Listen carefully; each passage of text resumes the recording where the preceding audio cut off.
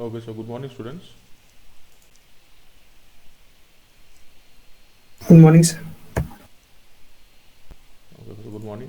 In the last class, we have discussed about the choice of voltage level. Okay, so over there we have discussed about the equations.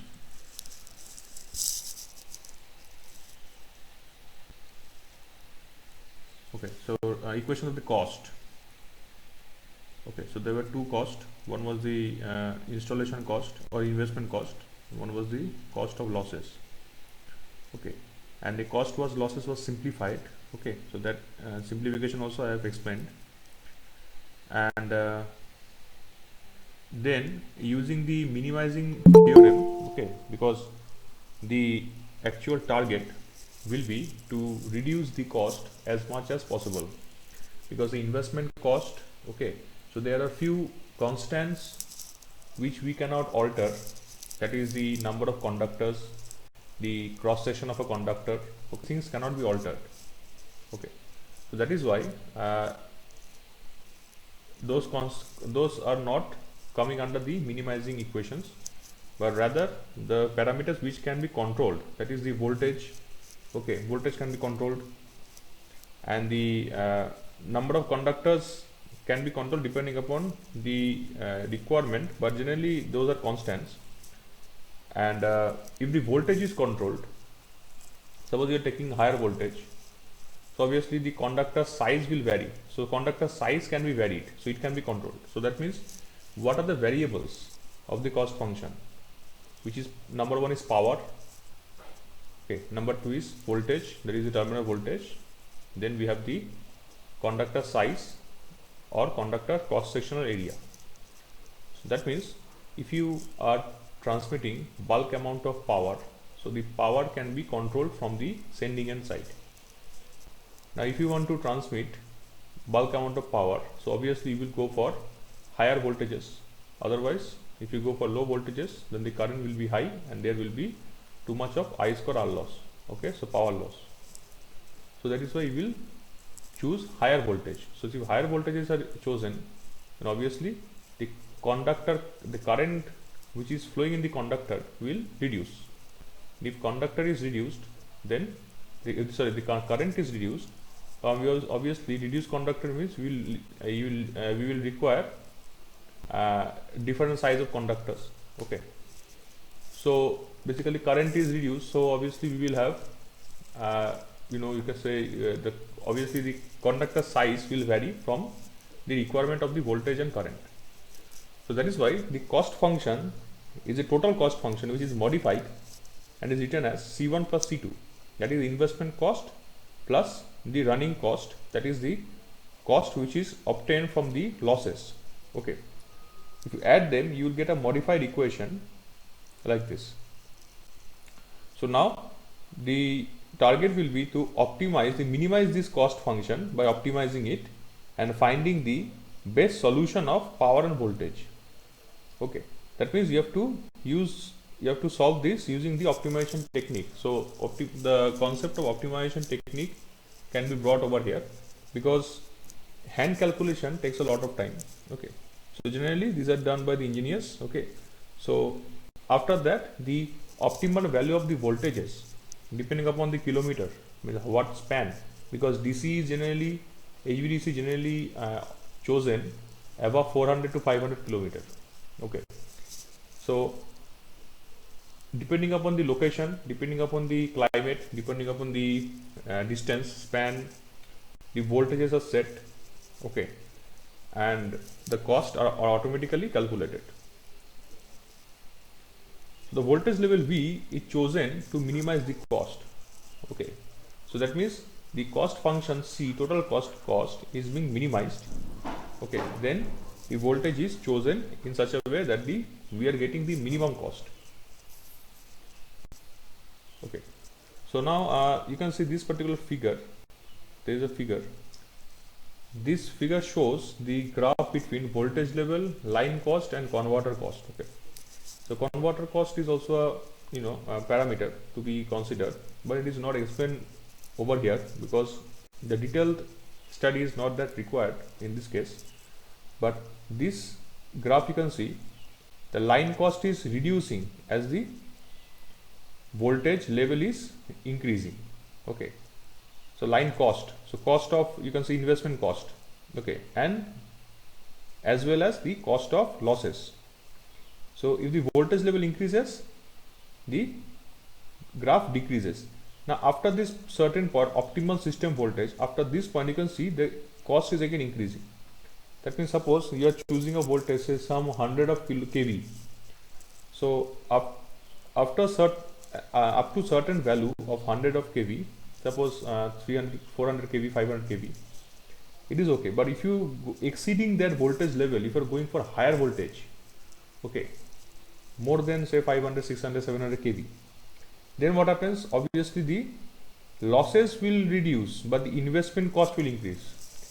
Because if you are choosing a voltage of say 800 kV and previously you had a voltage of 400 kV, so obviously the transformer size will increase. Okay, then the transmission tower, the tower height will increase, and the gap between the conductors will also increase because we have to keep a specified gap between the conductors. Okay, otherwise there will be flashover. Okay, there will be dielectric breakdown between the two conductors of the air insulation. So the construction of the tower will also change. Okay, then the height of the towers will also change, and all the other equipment such as the insulation, more number of insulating materials will be used. Okay, and the protection schemes will become more expensive because we will need higher size of the protection scheme, circuit breakers, isolators, all these things will be required. So after a certain value of voltage, the investment cost increases. So you have to determine that particular amount of value. That means the solution of this equation is not that you will just put the highest value of the voltage and you will get the minimum cost. No, it is not possible, because after the certain optimum voltage level, the cost increases. So you have to determine this optimum voltage level. Optimum means the best one as per requirement. It is called the optimum. Okay, as per the conditions, best as per the conditions. So optimum system voltage has to be determined in order to obtain the minimum cost for a particular system. In case of back-to-back DC ties, the line costs are absent, because in back-to-back DC ties where the DC lines are connected back to back, okay, the line costs are almost absent, because installation cost becomes negligible, because back-to-back DC lines means the span of them of the converting stations, or you can say the transmission, are not that much high. In the system voltage, then the voltage level is chosen to minimize the converter cost. This level is generally much lower than in the presence of an overhead line. So that means the basically the converter cost is considered, because in investment cost, converter cost is also there. Okay, so in back-to-back DC line, only installation cost or investment cost is considered. Now coming to modern trends in DC transmission. Now till now, Excuse me, sir. yes, please. Sir, please share your screen. Okay, so it is not shared, it is unshared. Okay, wait. Yes, sir. Wait. Sorry for that.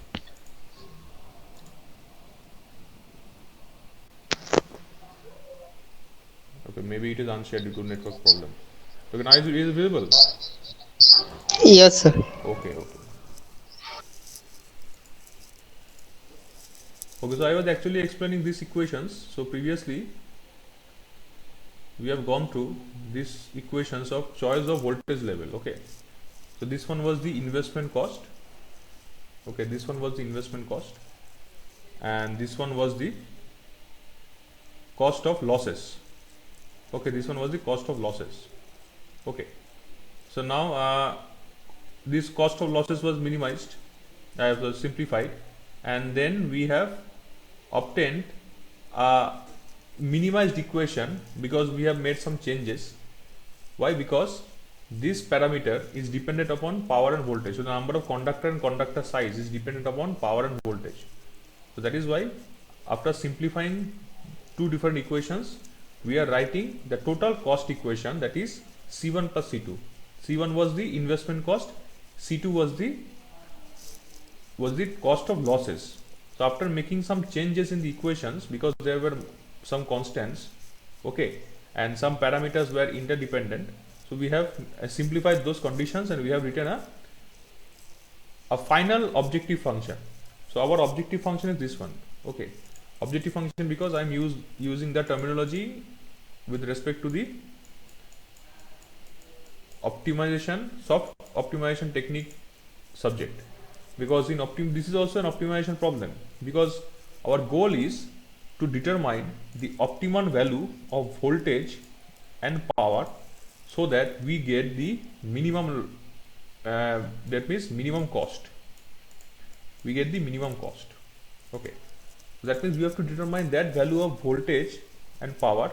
So basically voltage, because voltage if you determine, because power is constant, because if you want to transmit a power, so suppose it is told that you have to transmit P amount of power, but what is the choice of the voltage, that it has to be taken. That is why the voltage is the main variable over here. So you have to determine the value of voltage in such a way so that the power is minimum. Okay, because you can see this particular graph. This graph is related to voltage level with respect to line loss and converter cost. Line cost and converter cost.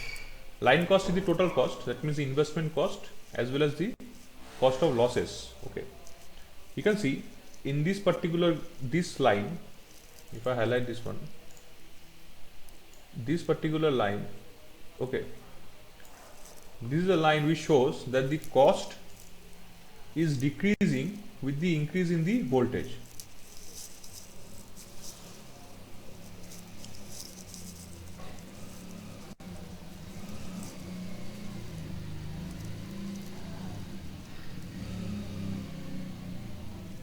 Okay, so it is decreasing with the increase in the voltage after a certain point, up to a certain point.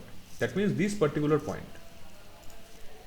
This is called the optimum system voltage point. After that, if you see, if you increase the voltage level, if you increase the x-axis, the cost will again increase. Why? Because the voltage which you are choosing, it should not be, that means if I say that it is not like that you are decreasing the voltage, increasing the voltage as much as possible and the cost will reduce. No, then you will take 1000 volt, 2000 kV, 3000 kV, then the cost will reduce more and more. No, after a certain point the cost increases, because if you are choosing a certain voltage, suppose 400 kV, you will see that you are getting some x amount of cost. If you are choosing say 700 kV, then you will see you are getting y amount of cost, where y is less than x. So obviously 700 kV is better option in this case. But if you take 1000 kV or 1 MV, then you will see the cost has increased, because if you increase the voltage up to a certain point, then obviously the transmission tower construction will be higher. Okay, then the insulation cost will increase, converter station cost will increase, because more the size of the converters will increase, transformer rating will increase. Okay, all these things will be added. The protection gear, switch gear will be increased, the instrument which are used for switch gear, isolator, circuit breaker will increase. Okay, because they are running on higher voltages, the bus bar conductor has to be changed accordingly, because if you are using that amount of voltage, okay, so there is a risk of that means you have to take very precautions or very careful regarding the insulation. Okay, because extra high voltage or ultra high voltage, because above 765 kV we get ultra high voltage, because operation above ultra high voltage or at the ultra high voltage level is very critical. Okay, so there will be huge amount of corona losses in the AC side. Okay, so that is very risky. So that is why the cost above that particular voltage increases. So we have to determine that optimum system value or system voltage for which we get the minimum cost. Okay, so if you increase the voltage above that value, the cost will increase, and if you decrease the voltage above that value, the cost will again increase. You have to choose that optimum value. Okay. Okay, now we will discuss about the modern trends in DC transmission.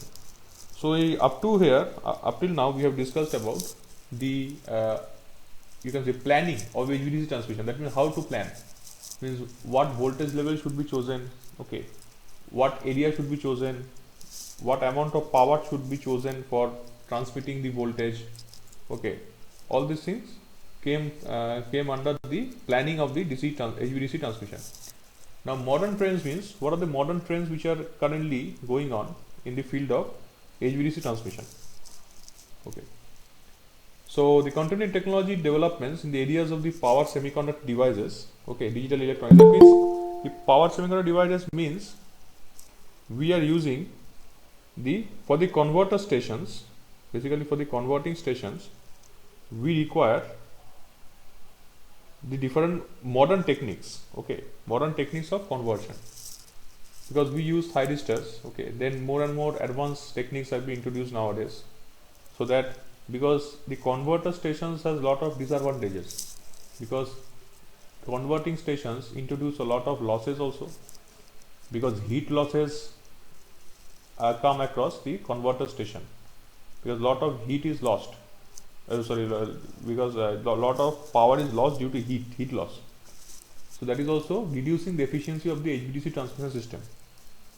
Okay, and it also creates a lot of harmonics. Okay, so that is also a critical condition. So more and more advanced power electronic semiconductor devices, okay, have been introduced, and DC protection equipments. So this modern techniques or modern equipments has increased the application of the DC transmission, because the DC transmission, which was previously there was a lot of limitations, now the limitations are reducing, and we are able to exceed that means we are able to raise the bar of using HVDC transmission more and more. Major contribution of this development is to reduce the cost of the converter station while improving the reliability and performance. So the converter station is actually very much, this is the case where HVDC for low voltages becomes very expensive, because if you can remember, break even point or break even distance, if you can remember the graph which we have discussed in the first two lectures, that there was a break even distance, because HVDC is only chosen for long distance in the range of 400, above 400 or above 500 kilometer. Because if you choose HVDC for 100 kilometer, 150 or 200 kilometer, it becomes very expensive, because the converter stations are quite expensive compared to the whole substation design of AC transmission. Because substation design of AC transmission, they require isolators, because isolators, circuit breakers, then transformers are also required in HVDC also. But in HVDC, additional converter station is required, which is quite expensive. So that is creating the problem, which is increasing the cost, investment cost. Okay. So that is why HVDCs has these limitations. But above certain voltage or above certain kilometer, then the overall cost of AC transmission increases. So then we prefer HVDC. But if we are able to reduce the converter station cost as much as possible, then we can also make it possible for HVDC transmission for voltages or kilometer lower than 400 kilometer. Then we can also think of HVDC transmission for 200 kilometer range. If we can achieve that, then the power loss can be minimized a lot. Then a lot of power can be saved.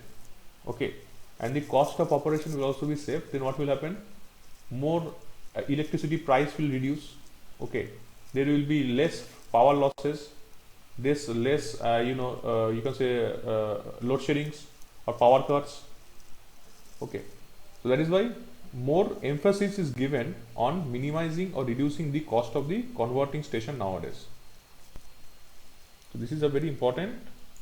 Okay, so if you can be asked in Viva interviews also, so what is the major, you can say, challenge in the field of HVDC transmission? And you can say the main challenge is the cost of the converter station. So if we can reduce the cost of converting station, that is the investment cost as well as running cost also in the converting station, then we can expand the HVDC transmission for larger areas. Now power conductor and valves, a power semiconductor and valves. So the cost of the converters can come down if the number of devices to be connected in series parallel can be brought down. So that means in converting stations, we are using say 6 pulse, 12 pulse converters. If you can remember, suppose you are rectifying the AC to DC, then we have three phase rectification. You have studied in power electronics, right? So 6 pulse or 12 pulse AC to DC, 3-phase rectification, we use lot of converters, thyristors. If we can introduce different type of semiconductor devices which requires less, that means if we can use only 3 devices, then we don't have to go for 6 thyristors or 12 thyristors. We can use only 6 or only 3 for each phase. If that is possible, then if we are increasing the more number of thyristors, then the cost is increasing. So in that way we can reduce. So size of the devices has gone up to 100 millimeter in diameter, and there is no need for parallel connection. So nowadays more advanced semiconductor devices are yet in testing, and it is also implemented. SCRs and a different type of you can say different triggering devices. Okay, advanced triggering devices in the field of digital electronics and power electronics, which use very small amount of converters or rectifiers and in small quantities, which can do the same function of rectification and you can say inverting DC to AC also, inversion, with minimum cost. So the increase in the current rating of the devices has made it possible to provide higher overload capability at reasonable cost and reduce the lower limits on transformer leakage impedance, thereby improving the power factor. Okay, so that means the increase in the current rating, because if you are using a converting station of say 200 ampere range, and if you are transmitting 1000 ampere range, then you will use 5 series of converting stations. Now that means you are using 6 pulse or 12 pulse multiplied by 5 series, that means 60 thyristors.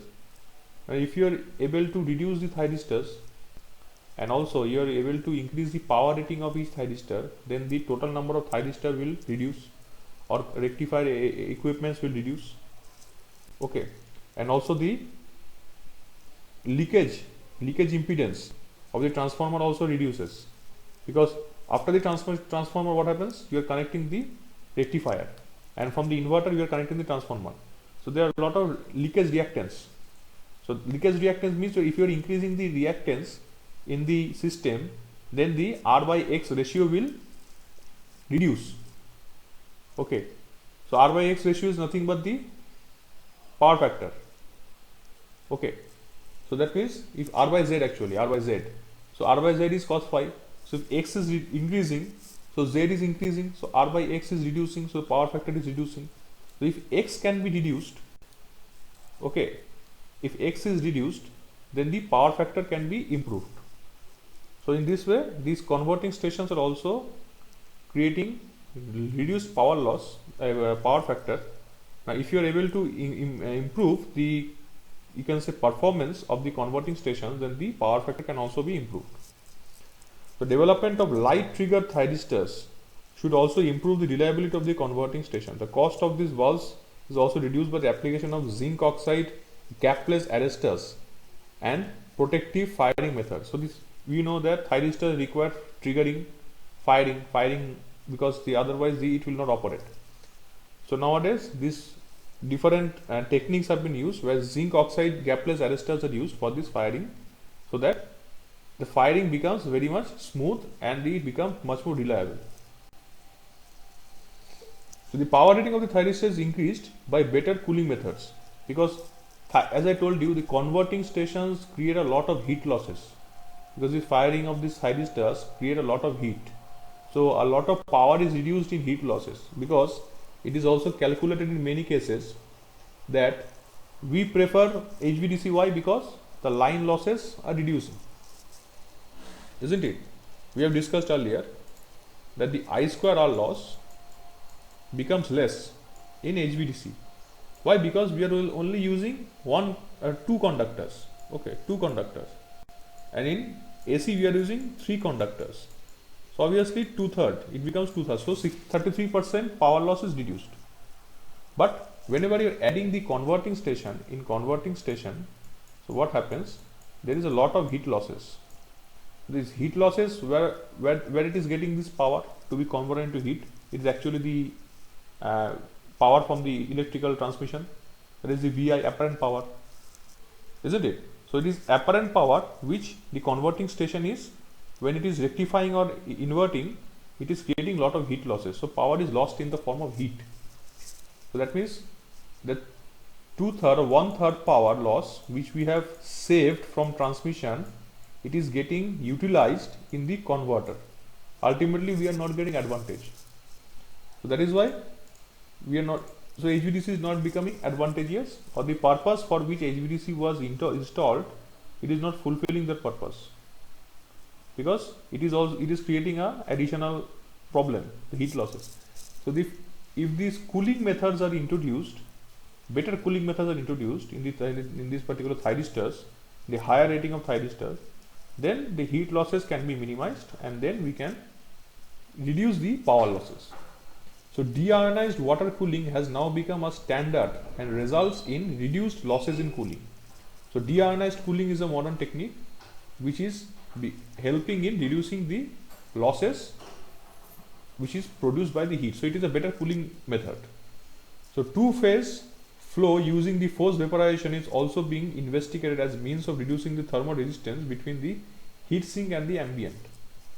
So it is another technique which is to be noted, that the two-phase flow using forced vaporization. So forced vaporization is also a technique which is used in thyristors for cooling them. Okay, these are all lot of informative things. Okay. So as forced commuted converters operating at high voltages are uneconomic, the development of devices that can be turned off by application of a gate signal would be desirable. That is why gate turn off thyristors are already available at the rating of 2.5 kV and 2 kiloampere. However, the main disadvantage of this gate turn off thyristors is the large gate current needed to turn them off. Okay, so that is why this gate turn off thyristors, which was used previously, now they are being replaced. So replaced by these metal oxide semiconductor control thyristors, okay, which is called MOS control thyristors or MCT. It appears to be a promising technology, okay, because an MCT would consist of an MOS, that is metal oxide semiconductor integrated circuit created on the top surface of a high power thyristor. In this device, a very large current can be switched off by small gate current. So that means the gate current is very less. Okay, so that means we will not utilize too much current for triggering them. So that is also one kind of, you can say, power saving. And triggering with high voltage or high current also results in lot of heat.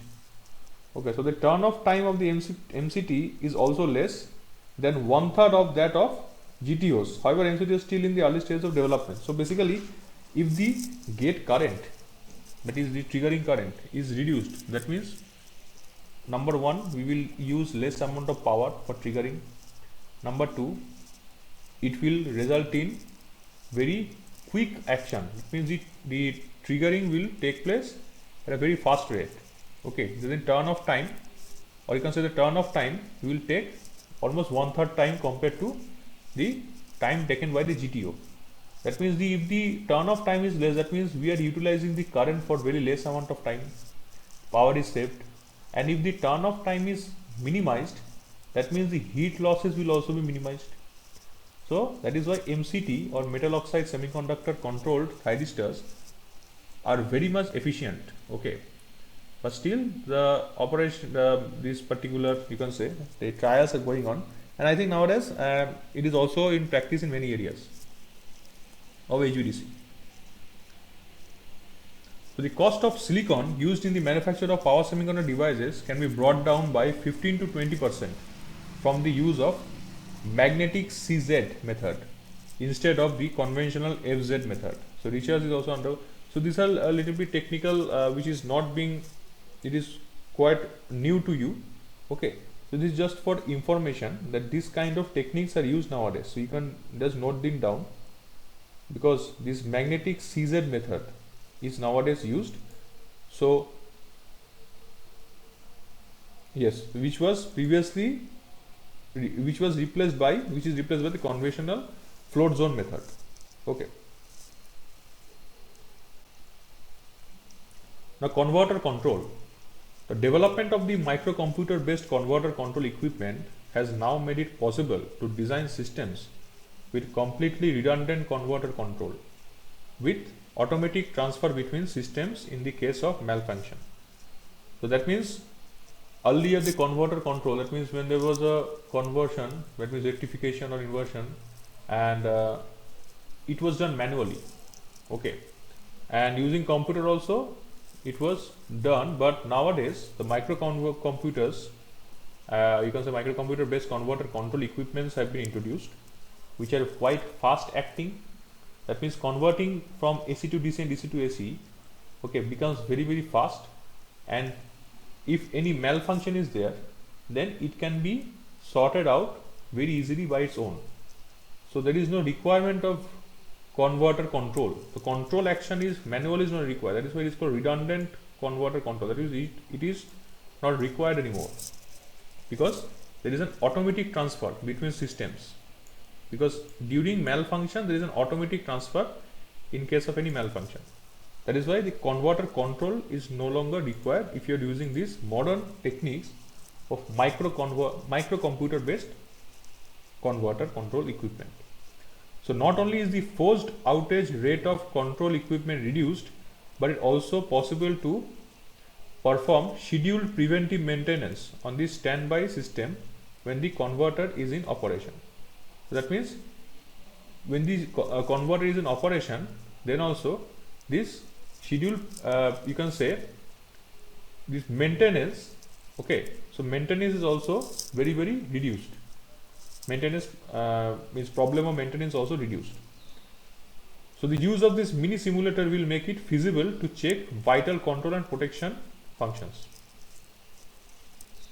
So the computer based control also has the flexibility to try adaptive control algorithms or even the use of expert systems for fault diagnosis and protection. So they are using adaptive control algorithms or even the use of expert systems. So these are all, you can say, the automatic operations. These are the technologies based on the automatic operations, okay, which is totally, you can say, controlled by the computer systems, which do not require any human interference to diagnose any fault.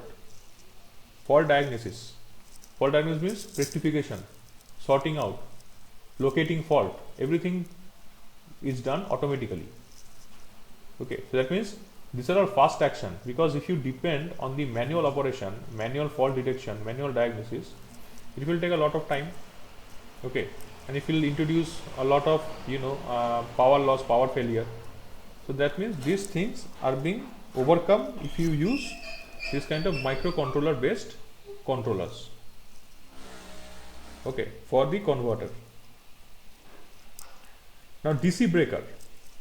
In HVDC, DC breakers are used. So with the development and testing of the prototype of DC breakers, it will be possible to go in for tapping an existing DC link or the development of new multi-terminal DC system. MTDC means multi-terminal DC system. So parallel rather than series operation of converter is likely, as it allows certain flexibility in the planned growth of a system. So this multi-terminal DC system, they generally are connected in parallel, okay, and connected to the breaker. So that means circuit breakers are there, because in DC transmission, when there is a fault occurring in the transmission line, so we will use DC breakers, okay, which operate differently compared to the AC breakers.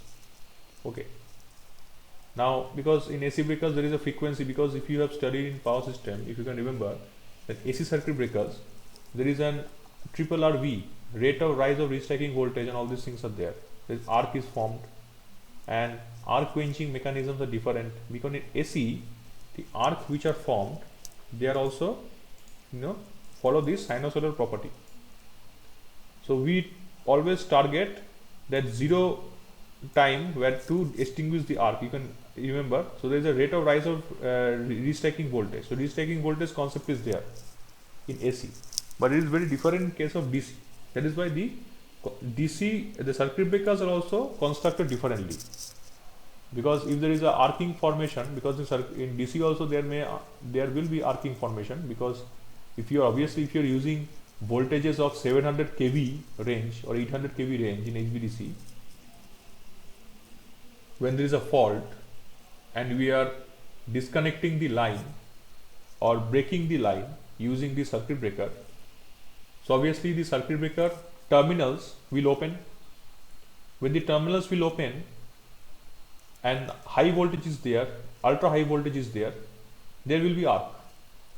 So arc quenching is also required in HVDC transmission. So in HVDC transmission, the arc quenching method or mechanism will also be different. It won't be the same as in case of AC transmission.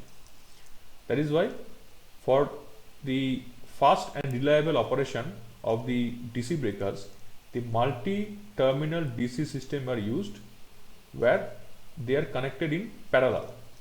Okay, so DC breaker rating are not likely to exceed the full load ratings, as the control intervention is expected to limit the fault current, because since the voltages are at ultra high voltage levels and the current are very much sensitive in that cases, so the full load, that means breaker rating is also very close to the full load.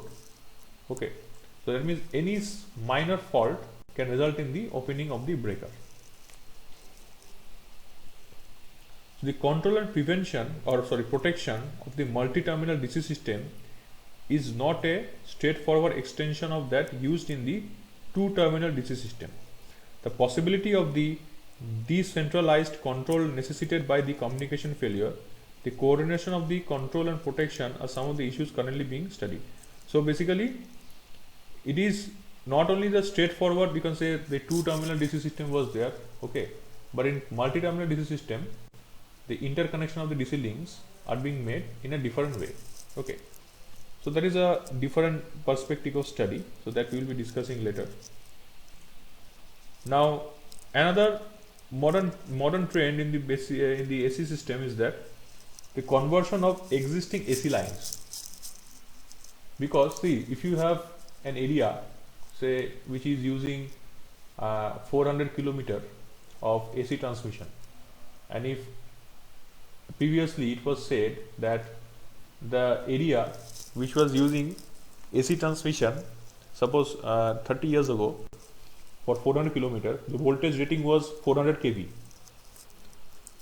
In those days, 30 years ago, HVDC transmission was expensive, because suppose the converting stations was expensive. That is why HVDC was not taken as a option. But now in 2020 or 2021, it is, suppose it is after the advancements, it is observed that HVDC, if it is installed in that particular corridor of 400 kV, then it becomes quite efficient. The power loss will reduce. Now what we will do, you cannot replace the entire AC transmission by DC transmission. If you want to replace, you have to use those tower, because it's not like that the AC transmission tower is there, and you will break all these towers, dismantle them, and again install new DC tower. No, if suppose we can utilize those towers, okay, then it will be very easy, then less investment cost will be there. Now one thing is to be known as a engineer, electrical engineer, if you are working in the field of power engineering or power system, there is a term called right of way, which is called ROW. Okay, what is ROW? ROW means whenever you are installing any transmission line between any two cities or in any area, suppose 100 kilometer, 200 kilometer, 400 kilometer, whatever. Okay, so there are many you can say constants which need to be taken care of. That means if you want to place 400 kV transmission line in 400 kilometer, then you have to follow few instructions. That means you have to require some area of land, because what happens, these transmission lines are generally not located in the main cities, they are located remote, because in the main cities we receive the power. So in power stations are located at far away from the main cities, okay, where there is ample amount of coal, ample amount of water supply, okay, then power is transmitted to the cities. So when the power is transmitted, it is transmitted generally through different forests or different rural areas. So you need this particular area for power transmission. Now you are installing tower, this is one tower, this is another tower, this is another tower, and the power is being transmitted. Now you require some area for transmitting, you require some gap, because where the transmission tower is there, people generally, there is no houses near that area after a certain up to a certain radius, because you are not allowed to build a house just underneath a transmission tower. No, you cannot do that, because that area is controlled by the government or the agency or the company which owns the transmission towers. Okay, so there are many criteria. So that means these called the right of way. So many criteria come under the right of way. Number one is the area, number one is the, you can say, the span, voltage rating. So these things are specified. Suppose for 220 kV line you need some area, for 400 kV line you need a much more bigger area, okay, a longer span of transmission line, because if one transmission line is situated with another one tower is situated with another tower, suppose 200 meter away for 220 kV, for 400 kV it will be suppose 500 meter away, half kilometer away, like that. So this all comes under the ROW, right of way. Okay. Now 30 years ago 400 kV transmission line was laid like this. Now in 2020 or 2021 you are deciding that you will replace the AC with DC, but you will use that same transmission tower. You will not remove that because that will be too much expensive. But there are many conditions that has to be taken care, because the right of way of AC transmission will not match with the right of way of DC transmission. There will be some alternations. So the constraints of the right of, what is constraints? Constraints you have studied in the soft optimization technique chapter. The constraints means the conditions which has to be taken care. Constraints means condition applied, you can say in local language. Conditions applied. That means before solving a problem, certain points should be kept in mind before solving a problem, because there are some limitations. You have to keep that in mind. Okay. Before solving a problem, that is called constraints. So the constraints of ROW, because ROW has some constraints, are forcing some utilities to look into the option of converting existing AC to DC in order to increase the power transfer limit. So that is why this ROW, which was there, right of way, which was used for AC transmission, if you want to replace with DC because you want to transmit more amount of power, bulk power, then there are some constraints which are of the ROW that is restricting you from replacing the AC with DC. So there could be some operational problems due to electromagnetic induction from AC circuits operating in some line of row of you can say right of way, because if you don't want to, suppose there are series of power transmission like this, suppose there is another transmission corridor, there is another transmission corridor like this. If you want to only replace the middle one with the DC, then also there is some problem, because the electromagnetic induction from the AC nearby will also create some trouble in the DC transmission. So that is why these constraints of the ROW, right of way of the AC transmission line, is creating some problems. Okay, so it is forcing some utilities to look into the option of converting existing AC to DC. Okay. Now operation with weak AC systems. Now the strength of AC system connected to the terminals of the DC link is measured in terms of short circuit ratio.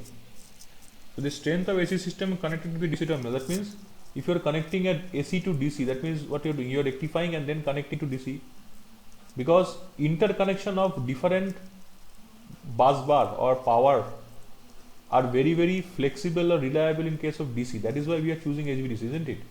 Because interconnection is very much becomes flexible or very much easy, because in AC if you want to interconnect the power lines, you have to match the frequency, match the voltage, but in DC you don't have to do that. But if you want to interconnect AC to DC link after rectification, then the strength of the AC system, is it feasible? Can that AC system practically do that? The strength has to be measured in terms of short circuit ratio, which is called SCR. Okay, which is nothing but the equation of short circuit level at converter bus divided by the rated DC power. So short circuit level at the converter bus, because AC is connected to the converter, isn't it? AC is connected to the rectifier, then it is converted to DC, and then you are connecting to the DC link.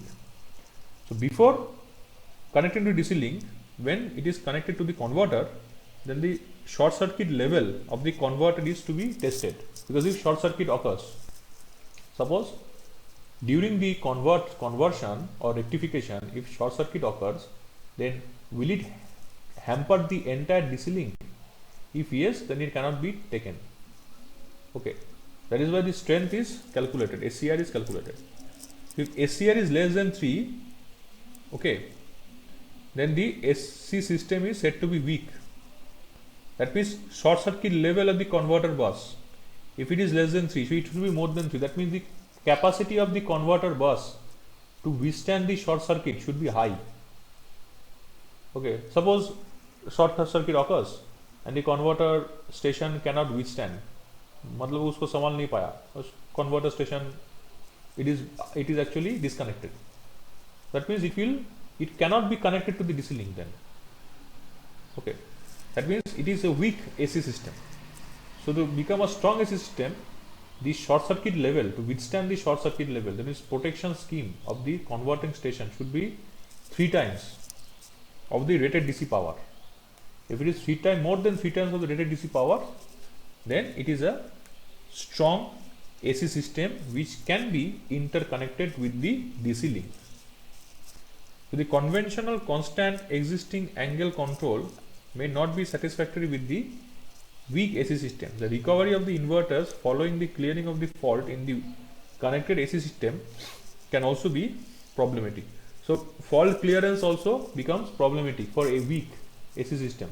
That is why we require a converting station with higher short circuit level compared to the DC rated power.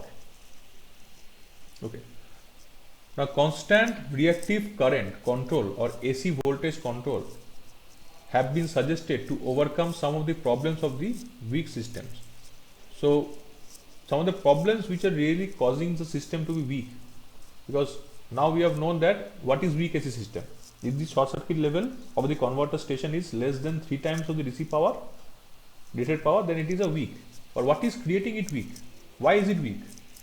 Because the reactive power control, okay, which is not proper, the reactive power control, because the converters consume a lot of reactive power, if you can remember, because the reactive power compensation devices are not connected in the DC transmission, it is connected in the converting stations. Okay, because the reactive power is consumed by the converter stations. So if the converter stations consume more reactive power, so the reactive power has to be supplied in ample amount. If that is not fulfilled, then it will be resulting in a weak AC system. So the use of the fast reactive power control at the converter bus by applying static bar compensating systems is another alternative. So limiting dynamic overvoltages through converter control during load reduction is becoming a standard practice.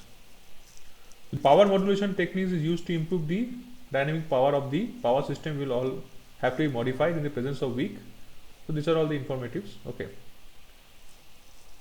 So this is the end of the modern techniques. So what are the modern techniques? If I recap, modern trends. First is the semiconductor devices. Okay. If you are using advanced semiconductor devices which use less amount of semiconductor devices, and if they are fast acting, the triggering angle is fast, then what happens? It results in lot of saving in the power loss and lot of saving in the heat losses. Okay, that we have discussed over here. Now converter control we have discussed. Okay, if the converter is controlled using the automatic, you can say the microcomputer based automatic controllers, then manual operation is not required. Okay, so when there is a malfunction, it can be done automatically. So these are the converter control which are the modern trends. So these are the areas where researches are required and researches are going on. If these areas are improved, then HVDC transmission can be expanded.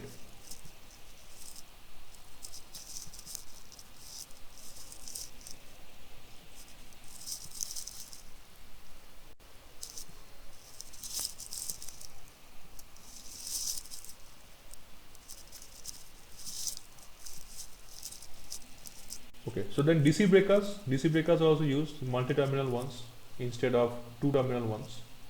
Okay, and then we have the ROW of the AC lines, because there are many constants, so more work is going on this area. Where if we can replace the AC with DC, then we don't have to construct AC lines, new DC lines by removing the AC lines.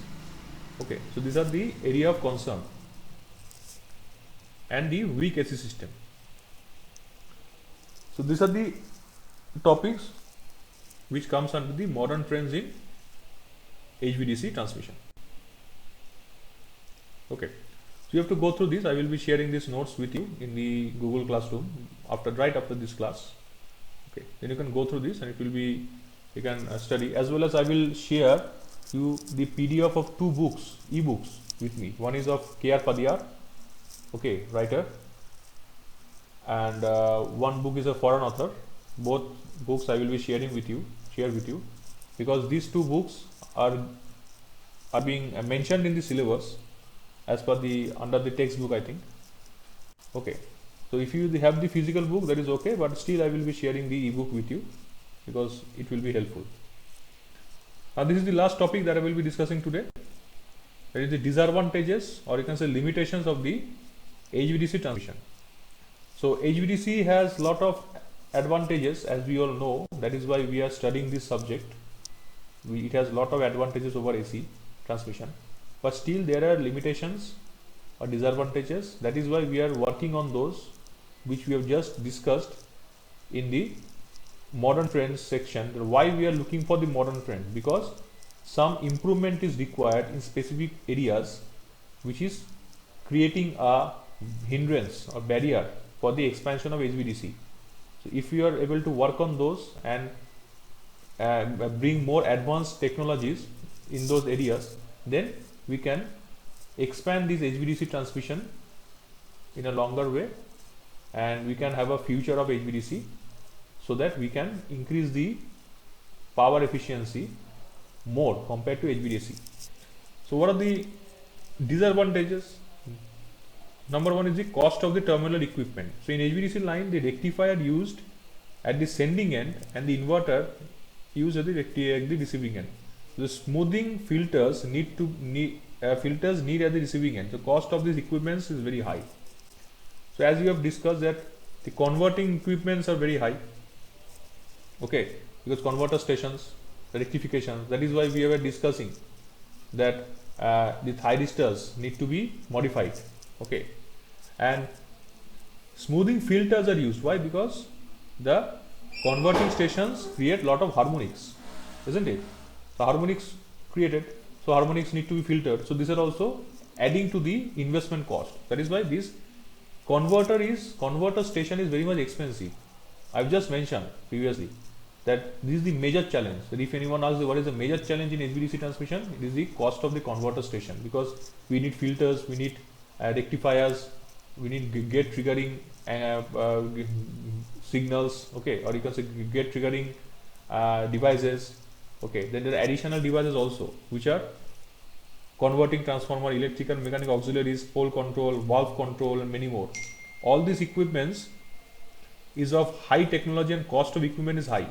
The circuit breaker used in HVDC for circuit breaking and inverter and rectifier terminals will generate harmonics, which will also which can be reduced by active filters, which are also expensive. So all these first 2 points come under the converting station investment cost and running cost. That is why these are quite expensive, which is not allowing the HVDC to be utilized in many areas, especially the underdeveloped and developing countries, which cannot, you can say, bear this cost. Even though they have advantage in long run, but still investment cost, they don't have the budget. Then complicated control. The converter used to control the transmission line, but it is difficult to control the converter under certain abnormal conditions. That means a complicated control. So just previously we have discussed about the automatic converter control, that microcomputer based. So microcomputer based are nowadays improving this problem of complicated control, but still it is a problem. So more advancements need to be taken in this area. Change of voltage level. In the AC system with the help of transformer, voltage level can be easily stepped down. Therefore, this system cannot be used for low voltage transmission. Because obviously voltage level control is a problem. Okay, so this is what you can say a technical minor disadvantage, not a big one, but it is a problem that everywhere you cannot think of. You can say tapping a voltage and using a transformer, you can just step down and use, because if you see in AC transmission, in substations, what happens? You always have a transformer with tertiary winding. Have you studied tertiary winding? Okay, the class is becoming quite boring, so I am just asking you interview question last. Okay, I will not take much more time. I will end the class by 11. So just tell me, do you know what is tertiary winding of a transformer, of a three-phase transformer?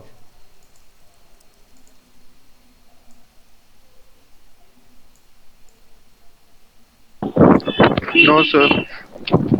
Tertiary winding, suppose if I say it is a star delta transformer, okay, tertiary, you can also connect another delta like this. There is a third terminal. That means it is actually a three-phase, because I am just using this single line to represent primary and secondary, but it is actually a three-phase. So basically what happens, you can see this one is primary is star, secondary is delta, then another one is tertiary. Tertiary means another winding is there. Suppose this star one is suppose 400 kV. Okay, this one is 66 kV. This one is 11 kV. Tertiary. Okay, or you can say not 11 kV. If I this voltage, because tertiary windings are not used in transmission substations too much. Wait. Suppose this one 132 kV. Okay, or wait, let me write it. Okay, if I talk about the distribution substation, that will be easier for you. Suppose 33 kV distribution substation, or 66 kV rather, 66 kV, 33 kV and 400 kV, 400 volt, or 11 kV, suppose 11 kV, let it be 11 kV. Okay, no, not 400 because it is 11. Now 66 kV, this is the power coming from the transmission, and in the distribution substation we are distributing it to the different zones. Now in the office of a substation we require power, because the engineers, when they operate, when they are sitting at offices and they are working with the switch gear, they require electrical power. So they will use this power of the transmission system only, obviously, because they are obviously, if they are working in a substation, they are dealing with incoming power and outgoing power, and when they require power, they will obviously not take power from other company, they will use that power itself. But if the power is at 33 kV, can they use? No, because they have to step down it.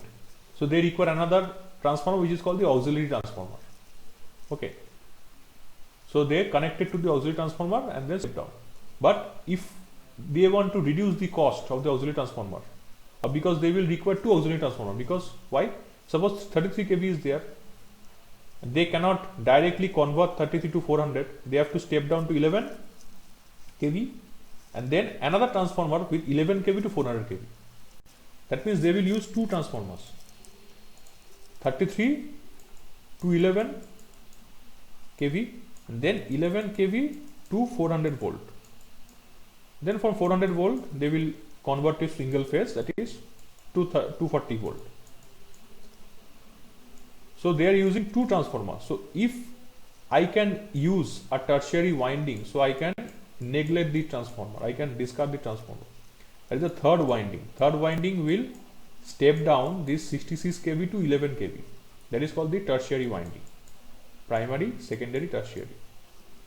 So they can easily build another tertiary winding and they can step down, because 66 to 33 is used for distribution, that is going to the zone. They are not utilizing that voltage, but they are utilizing small amount of voltage, small amount of power by stepping down, by using another third winding for the three phases tertiary, stepping to the 11 kV, and then from 11 kV they are using auxiliary transformer to 400 kV, then 240 volt. So this thing can be done easily in AC, but in DC you cannot do that, because changing the voltage level is not possible. Then you have to again use a converting station and you have to rely on the converting station. Okay. Then harmonic filters. Harmonic filters I don't have to mention, because all of you know that this is a huge cost is there. Then complicated cooling is also there. Overload capacity, the converters cannot operate on overload capacities conditions. Therefore it is not permissible. That means in overload, suppose there is a huge requirement of power, suppose in the peak time. So certain, in many cases, for few fraction of time, overload does occur, then it is again controlled. But in HVDC, overload is not at all permitted for the converters. So converter cannot withstand that. Then multi-terminal link. So HVDC line is not suitable for multi-terminal link. And next, the last is the power loss. So as I told you, there is a huge amount of heat loss, power loss, including the heat loss occur in the converters and other auxiliaries which are significant. Okay. So these are the disadvantages just in a gist. So if the disadvantages being asked to you in the question, you can write these points. Okay. So basically we have discussed, starting from the first means discussion last day, that we have completed the discussion of planning of the HVDC line transmission, then modern trends, and then the disadvantages. Okay. Okay, so I will be sharing the notes with you. Okay, so because there was a lot of information in this class, so I will just share the notes with you. You go through these notes, you study, and you can. I will be sharing this lecture, upload this video lecture in the YouTube channel also, and you can see the video lecture as reference. Okay, then if you study, then it will be easier for you. Then if you come across any problem after that, then you can, then we can discuss in the next class. Okay, so I will not take much more time. Okay, if you have any question right now, you can ask. Okay, otherwise you may leave.